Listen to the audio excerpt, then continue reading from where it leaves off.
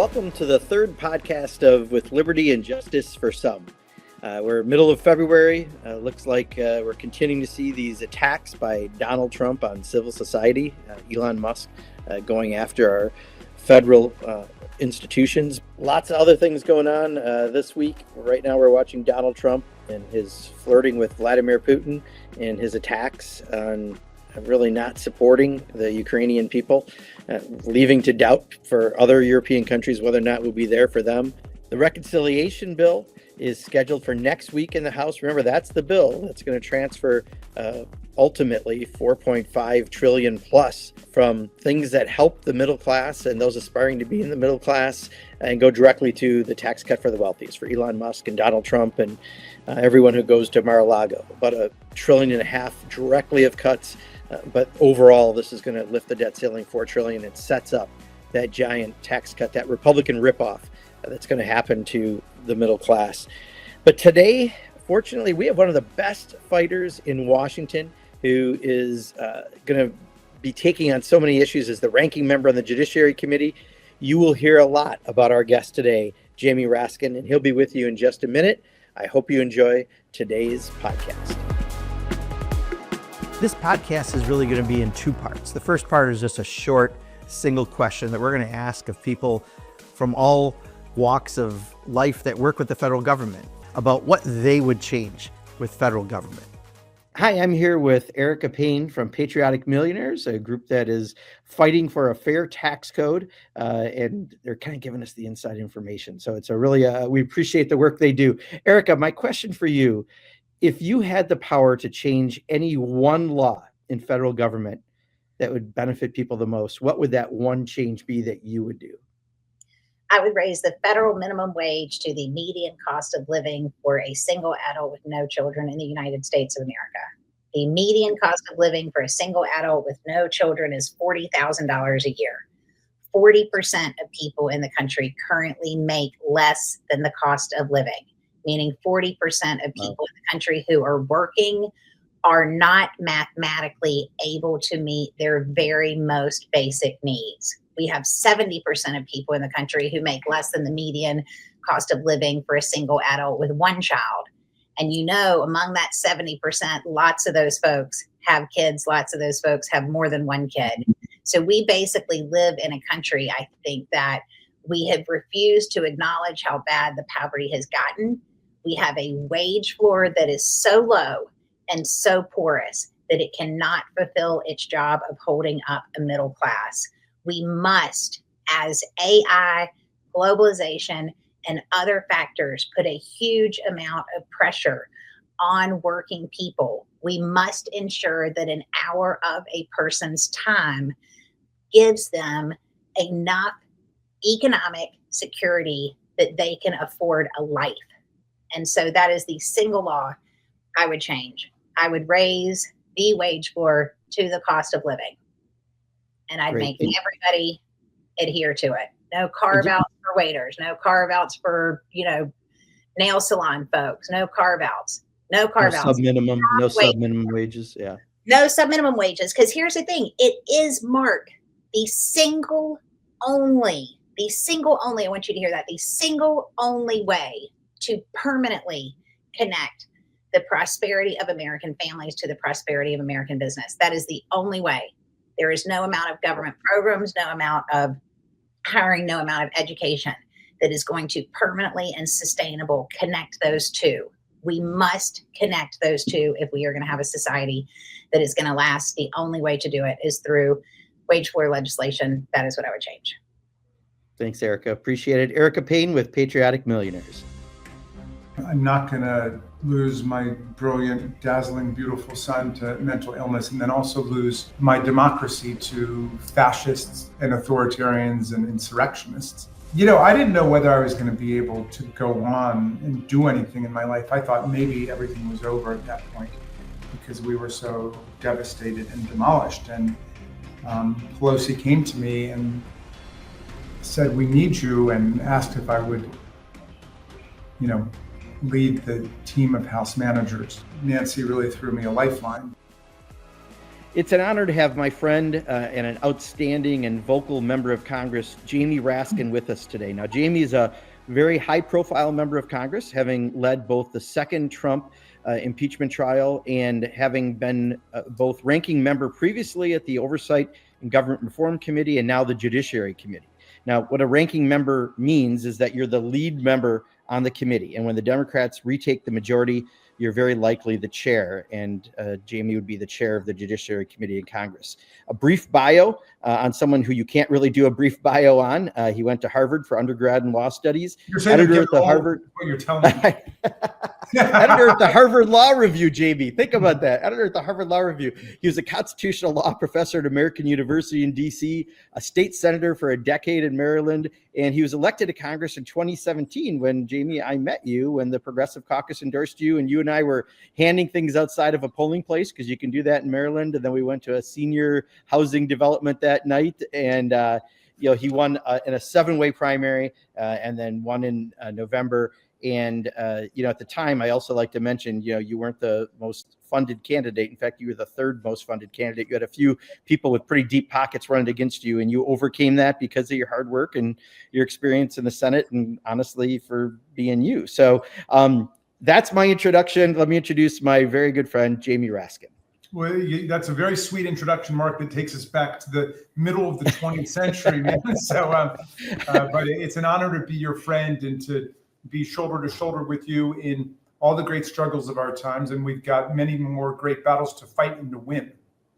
We do. And I just got to say this before I start. We did a town hall recently. And when I mentioned we were starting a podcast and you were one of the people we're going to talk to, people applauded. Jamie, people in Wisconsin, and I know you have some connections to Wisconsin, but they actually applauded and they were happy that you were with us. So anyway, I just wanted to make sure I mentioned that. Send my love to the great people of Wisconsin and all my cousins. I will. And you have been here, and we appreciate that so much. So let's start with where we're at right now, this very moment at the beginning of a Trump presidency.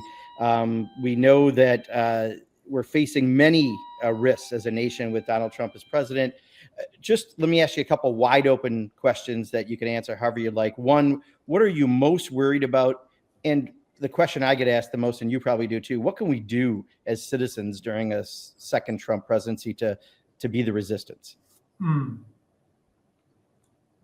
So what are you most concerned about? Let's start with that. I've been out on the road, and I just had a forum with a bunch of groups that are working with Department of Justice employees who have been under siege ever since this began. They are the targets of the general federal government crackdown on workers and stripping people of their rights, involuntary reassignments and dismissals, but also a lot of targeted stuff at DOJ, because Trump, of course,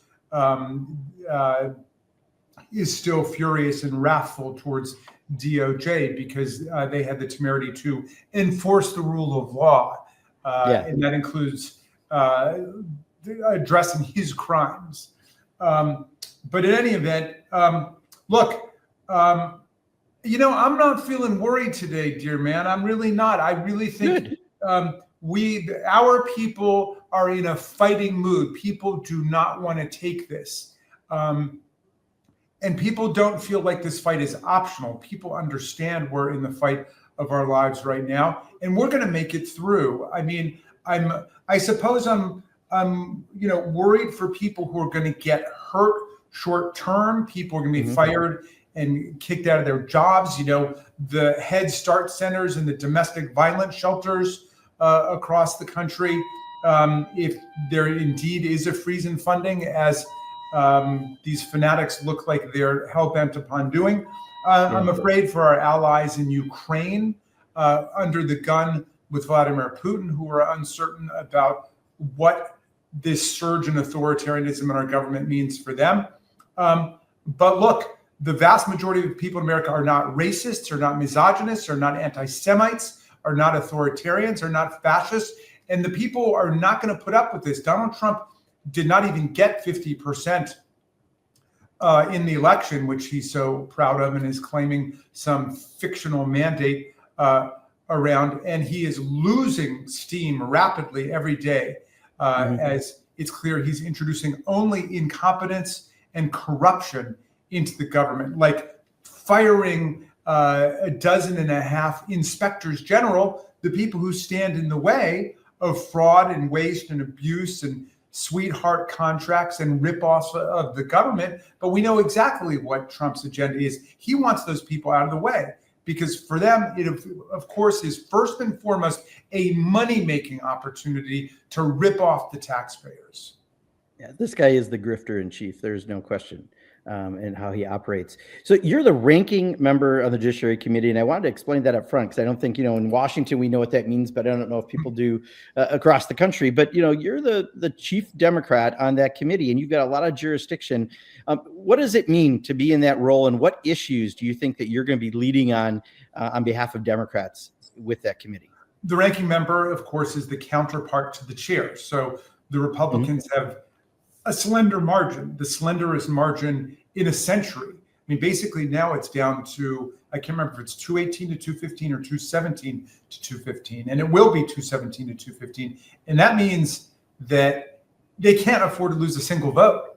Right. And they have tons of defections already, including the gentle lady from Indiana, Victoria Sparks, who says she will not caucus with the Republicans anymore. So they teach people fratricide and sororicide and insurrection and mutiny. And of course, it comes to affect them too. And as you know, Mark, the only reason that we were able to keep the government open in the last Congress was because the Democrats bailed them out. Otherwise, they would have shut the whole thing down. Now, what they're doing now is, in essence, a government shutdown. They're trying to shut down every positive function of the government, except those things that they can make money from, like in the military industrial complex. They're keeping that stuff going, but basically everything else, NIH, FDA, NOAA, agriculture, it's all fair game if it benefits real people. So look, as the ranking member of the Judiciary Committee, we are on the defensive side. We are going to defend the Constitution and the rule of law, including the rule of law as it applies to federal workers. That's what we're working on right now, to save our professional civil service and the people who work in it for us, for the government, because you don't have democratic government if you don't have a professional civil service. Trump wants to create an army of partisan clones and sycophants and toadies and suck-ups. And we're trying to defend the professional civil service based on the merit principle. He, of course, after plunging the government into chaos and dysfunction already, goes to his characteristic idiocy and blames everything on DEI, which is the all-purpose excuse he has for his own incompetence and corruption and spectacular disrespect for our Constitution. So anyway, we're going to stand up for all that stuff. And then in my off hours, I'm going to work for us to have a Congress that's going to be responsive to the American people and fighting for the common good. Yeah. And also, don't you have a lot of jurisdiction on that committee with immigration and with abortion and issues like that? Yes. And of course, we've been sucked into this first battle over civil service in the federal government, but we know a majority of their party believes in Speaker Mike Johnson's Life Begins at Conception Act, which tells you everything you need to know about it. They want to ban abortion across the country. Those of us who live in blue or bluer states should not get complacent about this. I mean, they believe that abortion is murder and genocide and a Holocaust. And I know that because I've been on the Judiciary Committee ever since I got to Congress, and that's what they say it is. We believe it is a necessary part of healthcare, which is why there's a health crisis in all of these red states where they've dismantled abortion rights, and women are bleeding out in the back seats of their cars because the doctors are afraid to perform medical services. Right. So, yes, abortion, birth control are both under the Judiciary Committee. Immigration is under the Judiciary Committee. I don't want people to forget that we've already won 2 battles in court. One, stopping and joining this freeze on federal spending. And two, an injunction that was obtained against their attempt to abolish by executive order the birthright citizenship requirement of the first sentence of the 14th Amendment. In the 14th Amendment in Section 1, which says that everybody who's born in America or naturalized here and subject to the jurisdiction of the laws here is a citizen of the United States and the state that they're in. That overturned and repealed the Dred Scott decision and has been held, since the Supreme Court has looked at it to uphold everybody's right to be a citizen if they're born in the country or naturalized in the country. And so it was a Reagan judge who struck down that obscene provocation in that executive order. But look, Donald Trump is very eager. He knows he's going to lose in the district courts and the appeals courts where the reign of law still exists, but he wants to get it up to the Supreme Court where it's the reign of Trump. And so we can't go to sleep on that either. I mean, we have to continue to defend all of these cases at the same time that we fight each one of these attacks. Steve Bannon has always talked about flooding the zone. It's a classic authoritarian tactic to impose such massive sensory overload on people that they just shut down. You can't respond. But we've got tremendous resources at our disposal, intellectually, culturally, politically, ethically, morally, financially, and we're not going to allow them to get away with destroying our constitutional order.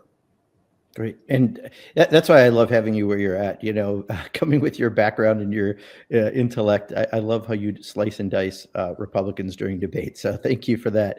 You mentioned earlier, you talked about, we had a temporary win on, stopping this freeze on government spending, but they're still moving forward, right? And one of the biggest concerns I think I have, and when I've talked to folks like at our town hall, was that through this reconciliation process that we're going to talk about more in depth at a future program, but it's the ultimate grift, right? It's stealing money from the middle class and those aspiring to be in the middle class and having it available to do his tax cut for Elon Musk and Mark Zuckerberg and Jeff Bezos. So can you talk about that issue a little bit so people can really understand what we're facing?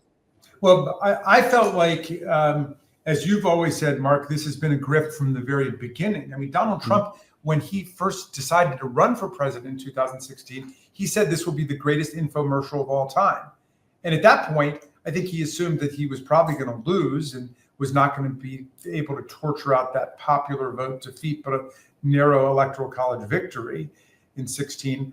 But he just thought he would take other people's money in all the campaign contributions and make himself even more famous, get his name out there even more. He'd be able to keep a lot of that money as they channel it into different consultants and different family members and so on. But it exceeded beyond his wildest dreams because he got into power. And then they really got down to business. He became the first president in our history to refuse not to do business with foreign governments, kings, princes, monarchs, foreign states while he was in office. That's explicitly banned in Article 1, Section 9 of the Constitution, which says none of us can take a present, an emolument, which means a payment, an office or title of any kind, whatever the Constitution says, from a king, a prince, a foreign state. And yet they bought the Trump Hotel and then they were open for business. And we were able to obtain, despite Chairman Comer's outrageous obstruction of our work, records of more than $8 million just to the Trump Hotel. And he has hundreds of businesses. And just for 2 years, more than $8 million from foreign governments, from foreign states, the actual receipts for them. No other president in American history has come close to that. And Nancy Pelosi got mad at me when she saw me on the floor after we released the report. She said, $8 million, that's chump change for Donald Trump. And I said, I know, but we're getting whatever information we can. And it at least shows you what they're really up to. And now, of course, he has his own crypto meme coin, which allows billions of dollars to flow in from God knows where, from all over the world. The vast majority of it has come from foreign countries. You got to believe that Putin's Russia and Xi's China and all kinds of underworld sources are paying for that. he made, I think, $35 or $40 million on the first day that he pocketed by selling it, but it's worth billions of dollars. I mean, that is going to be the destruction of the campaign finance regime and the ethics laws if we allow that to go on. But all of this other stuff is distracting us so much that this mega grift, as you always put it, Mark, continues. Yeah.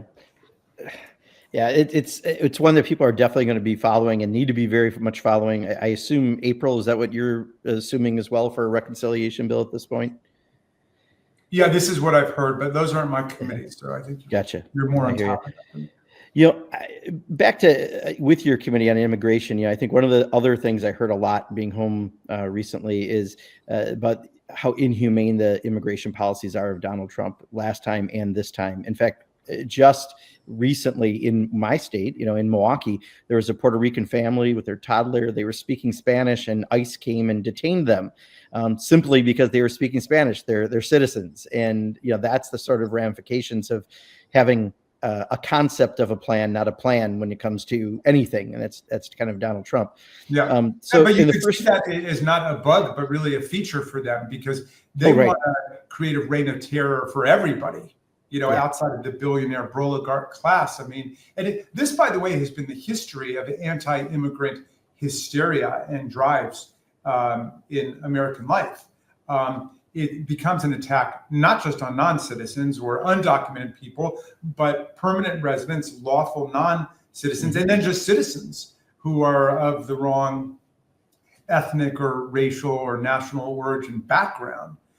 Thomas Jefferson talked about that in terms of the Alien and Sedition Acts. And he wrote a beautiful letter to his friend John Taylor, who was upset about what was going on and, was flipping out about the Alien and Sedition Acts. And it was a very similar time because it involved both rounding up dangerous French foreigners with their dangerous French ideas, and then also attacking newspaper editors and political opponents who were defined as enemies of the government. And Jefferson wrote him this letter, and he said, a little patience and the reign of witches shall pass over, their spells dissolve, and the people recovering their true sight will restore their government to its true principles. And in the meantime, he said, we're suffering the horrors and the indignities of this period. But if the game runs against us sometimes at home, Jefferson said, then we must have patience until our luck turns, because this is a game where principles are at stake. And I've kept that very close to my heart, because other people have lived through this before. And,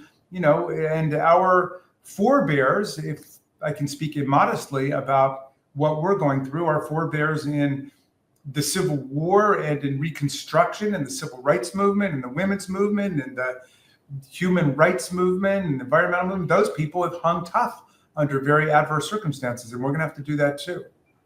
Yeah, those words are so dead on.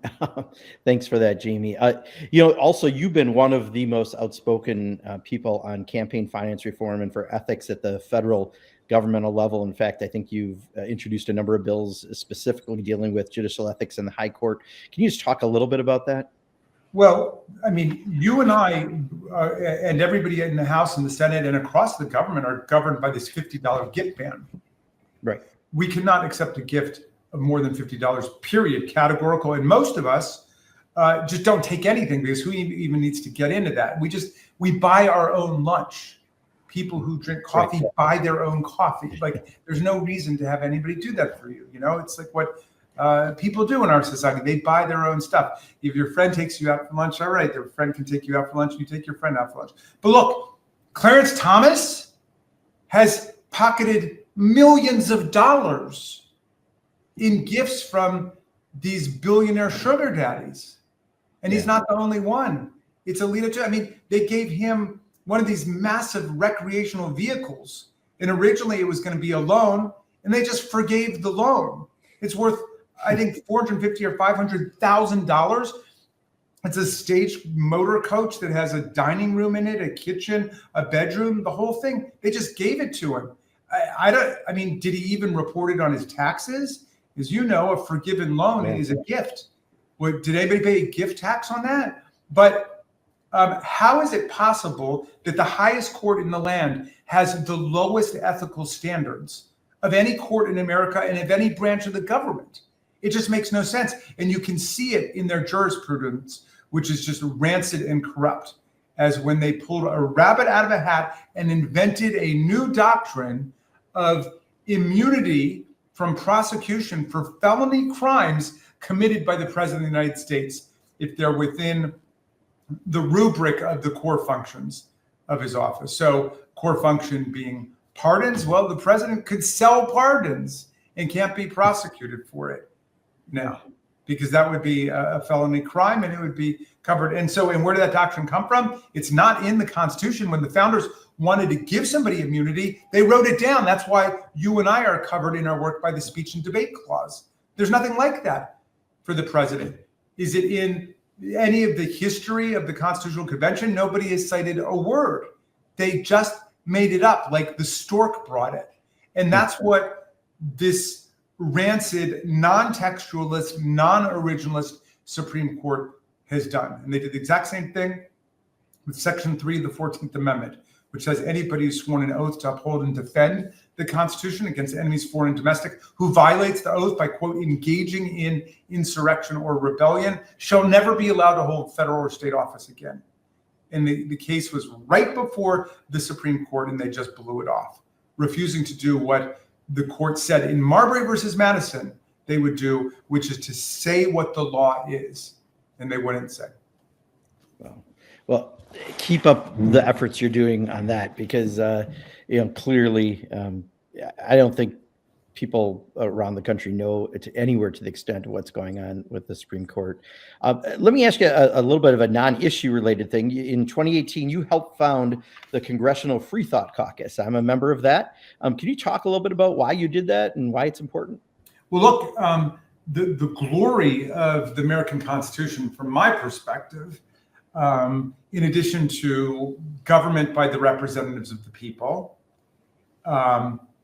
and the freedom of speech, is, if I had to choose one, I would say this, is the separation of church and state. Up until the American Constitution, every society had been governed by the fusion and merger of church and state. Every government had its own official established church and religion. And if you went outside of it, good luck to you.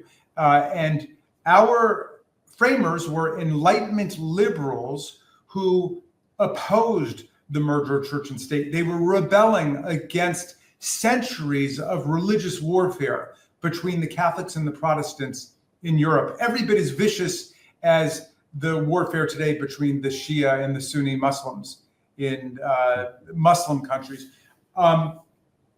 And they wanted to break from the history of Inquisition, holy crusades, witchcraft trials, persecution, and so on. They said, we're going to allow the government to focus on secular things, empirically definable goods, and making progress for everybody. And in the realm of religion and faith, everybody can believe whatever they want. They can engage in the free exercise of religion. There will be no establishment of a religion. And that has given us incredible freedom in our country. It's also given us a flourishing religious sector because there's a free market in religion. All the religions can compete against each other, right? They all go against each other, and there's constantly new religions being created and so on. We don't need the state to be involved. In fact, the only person I've ever heard argue for like restoring prayer in the schools as a compulsory matter is the atheist writer Katha Pollitt, who said she's for compulsory religious prayer in the public schools because it will turn everybody off to religion. So the founders understood that you don't want the government involved. It degrades religion, it corrupts religion, and you don't want churches taking over the government and corrupting government and degrading what public service is. So anyway, when we created the Free Thought Caucus and you joined shortly thereafter, the point was, let's just resurrect the basic founding principles of the country to zealously defend the separation of church and state. Because, it's getting kind of cuckoo on that stuff these days. In Louisiana, they voted to endorse the 10 Commandments and to post the Ten Commandments in all the public schools. And so Yeah. I knew it was going to happen. The Republicans came back in the week after that. Oh, we want to endorse the Ten Commandments. I'm hearing it from all my colleagues in oversight and judiciary. We want to endorse the Ten Commandments. We want to put the Ten Commandments up. I said, really? The Ten Commandments have been doing fine for millennia without an endorsement of the Freedom Caucus and Marjorie Taylor Greene and those representatives. No, they insist. They want a vote on it. I went to our friend Jim McGovern on the Rules Committee. I said, you know what? If we're going to vote on the Ten Commandments, we should have to vote on each commandment separately. They shouldn't get away with that omnibus package. And you shouldn't be allowed to vote for any commandment you yourself have violated. And of course, there'd be very little voting over on that side of the aisle. You know, you're giving me a visual. You're giving me a big visual on that. Let me just take you back, if I could, quickly to 2021 when you were the lead impeachment manager for the second Trump impeachment over inciting an insurrection. That put you in the national spotlight. What was that like for you, and what kind of a personal impact did that have on you and your family? Oh, man. Well, as you know, Mark, I wrote a book about that experience because it came at a dreadful time. We lost our middle child, our son, Tommy, whose 30th birthday would have been yesterday. We buried Tommy on January 5th, 2021, the day before all of that happened. And that was during the time of COVID. And so it was limited to family members. So that was a horrific time. I mean, it took me a whole book to get my feelings out about it and to explain everything that had happened. But I felt then, I feel now, I'm not going to lose my brilliant, dazzling, beautiful son to mental illness, and then also lose my democracy to fascists and authoritarians and insurrectionists. And, I didn't know whether I was going to be able to go on and do anything in my life. I thought maybe everything was over at that point because we were so devastated and demolished. And Pelosi came to me and said, we need you, and asked if I would,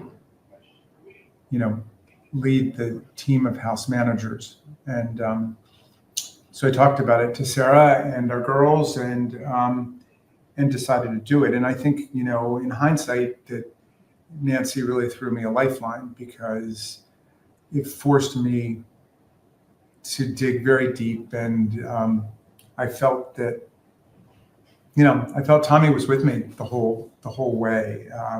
So it was an agonizing and difficult time, but it also kept me going. Yeah. No, as a colleague and as an American, thank you, Jamie. You did an amazing job with that, like you do on everything. And, do you have any advice for people who are struggling right now, based on that personal experience? Well, yeah, I'm sure millions of people are. Obviously, there are a lot of people who need help. We have a shortage of people, of mental health personnel across the country, but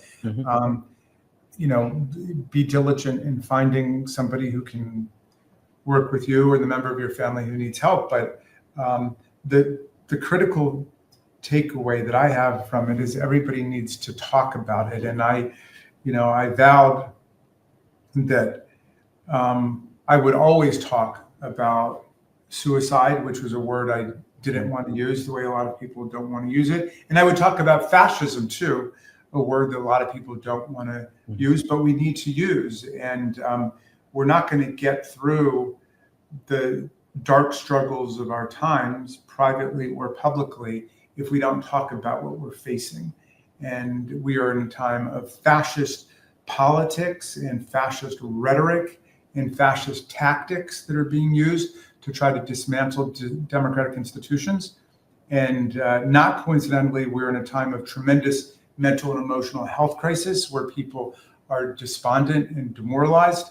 And we've got to talk about what people are going through.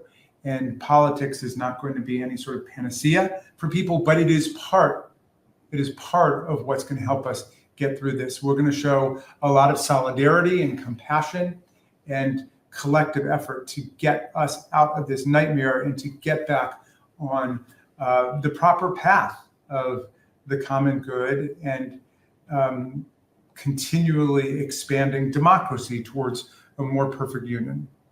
Yeah. No, thank you.